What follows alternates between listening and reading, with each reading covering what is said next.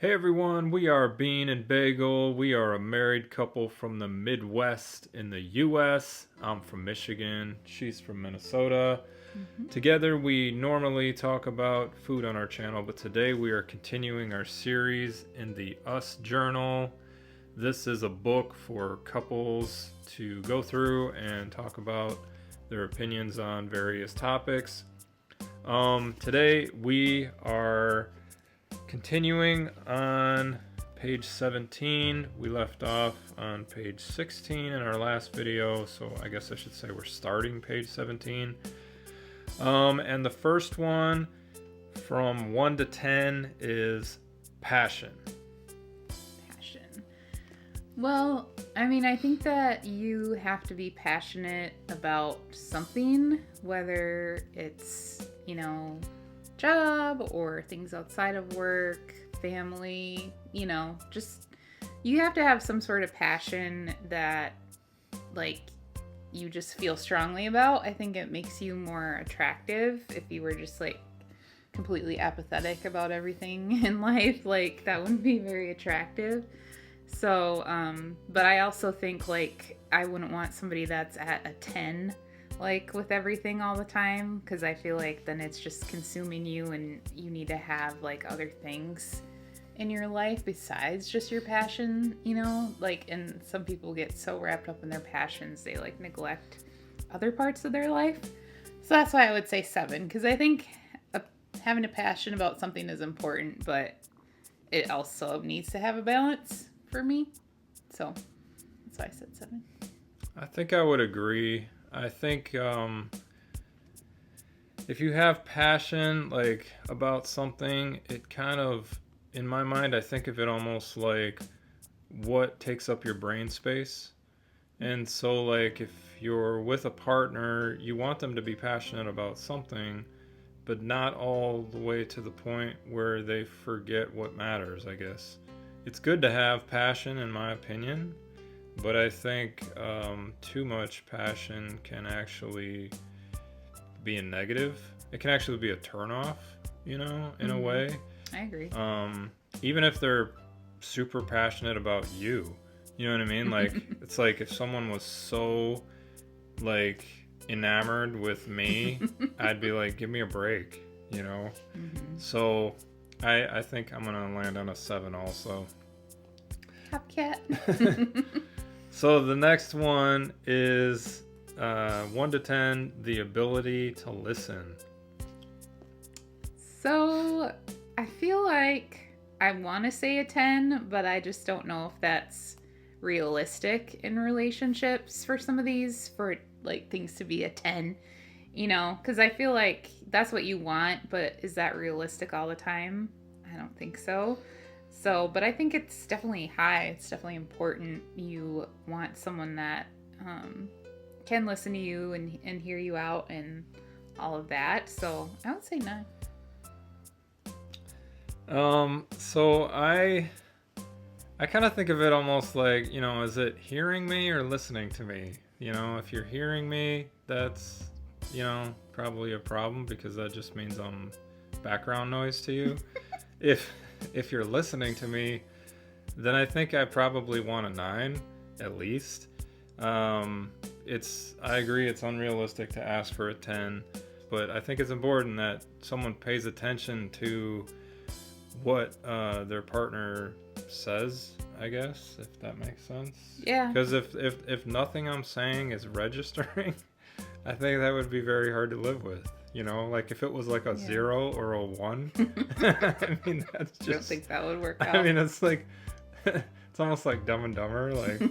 She gave me a bunch of crap about me not listening to her enough or something. I don't know. I wasn't really paying attention. Yeah. Well, and I think it can go a lot deeper than that too. When you think about what does active listening mean, or even some of the nonverbal things, I don't know. I take all that into consideration too as part of listening. There's the verbal communication and the nonverbal communication. So I don't know. But I think 9 is a good place to land though. For you and for me. Yeah. Maybe somebody else is different, but I hear you. Yeah. I hear you. Yes. Anyway, so the third one is ambition. So from 1 to 10, how would you rate ambition?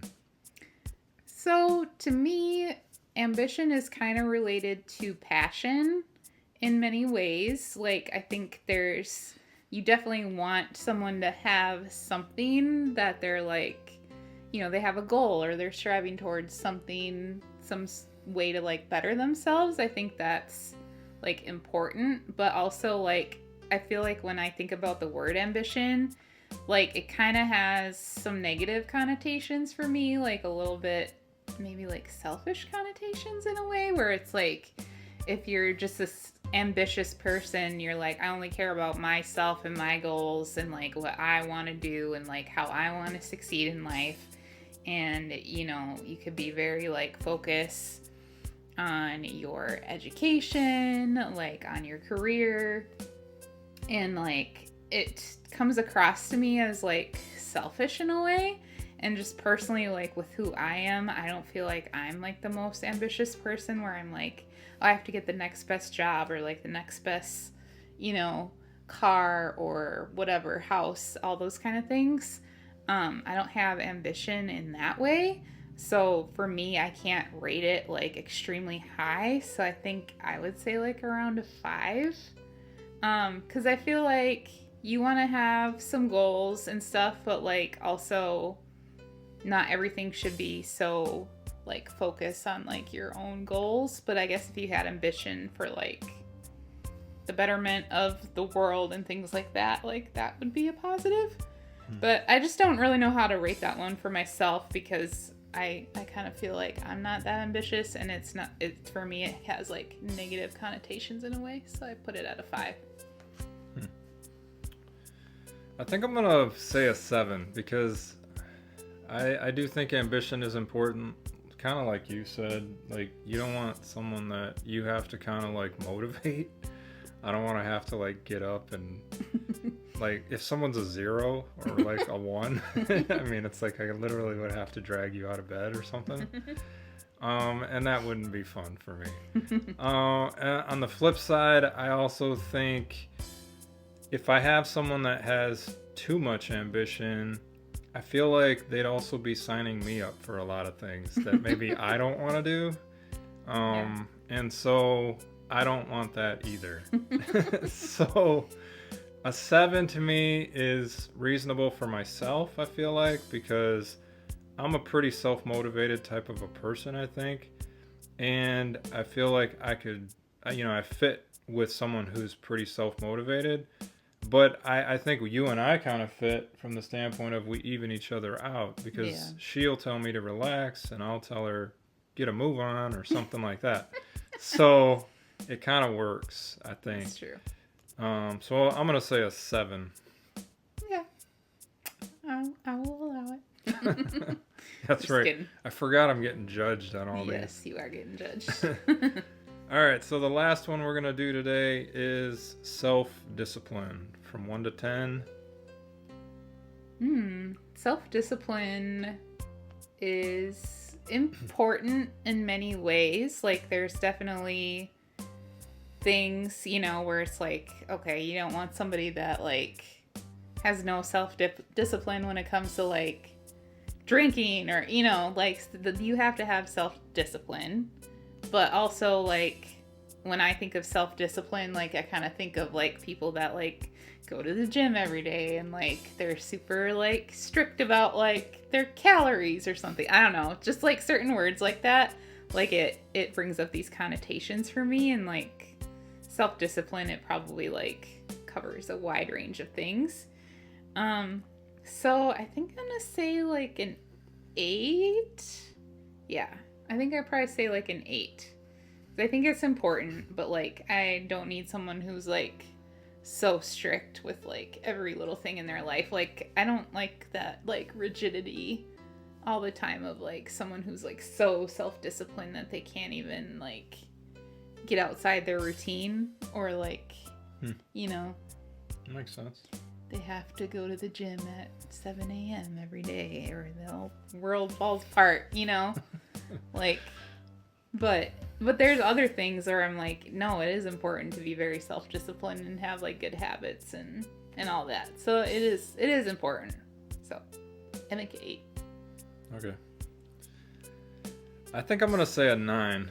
So I hope I'm not too rigid for you. Rigid. The reason why I say that is because I feel like self-discipline is almost one of the very foundational things of being able to have a successful relationship. Because if my partner doesn't have self-discipline, then I feel like maybe I can't trust them. Maybe they're not trustworthy when I'm not around, or maybe they don't respect our privacy as a family, or who knows how loose their lips are, or whatever. You know what I mean? Like there's kind of like a self-discipline I feel like that's necessary to show your partner love. So like for instance, I would want Hope to be able to know that I have the self-discipline to respect her weaknesses and not go blab them to everybody. Or maybe something that she's struggling with, right? Like she can trust me with that I'm a vault, you know what I mean? Like that can stay between her and I. Mm-hmm. Or I can trust her, you know what I mean? Like she's not bar hopping every night. I don't know when she's coming home, you know, and you're just kind of winging the relationship, I feel like, if there's no self-discipline. So I feel like, and I also think you're kind of, I would be selling myself short for what I might be able to have with her if I didn't have it, in my opinion. Mm-hmm. So it's kind of, because how much would she really give me if I had zero self-discipline? That's you know? true. So I think it's a pretty important thing for me, and it's a pretty important thing, I feel like, for a partner of me. So yeah, I'm gonna say a 9, but I say 9 and not 10 because, again, you got to show grace. I think everybody makes mistakes. That's just life. So that's all I have. Do you have anything else? Well, I just think it's like interesting to hear like your takes on it and like how they differ from my takes on it, because I felt like mine was kind of like superficial in a way, like with like, oh, diet and exercise is like being self-disciplined, but you took it to like a different like area, and I'm like, oh yeah, like that is kind of having to have self-discipline, you know, when it comes to like what you say about your partner when they're not around or things like that. So I like it. Nice. I will not judge you for the 9 and call you too rigid. I appreciate that. All right, everybody, that's our video for today. Hope you enjoyed it, and we hope to see you in the next one. Have a good one. Yep.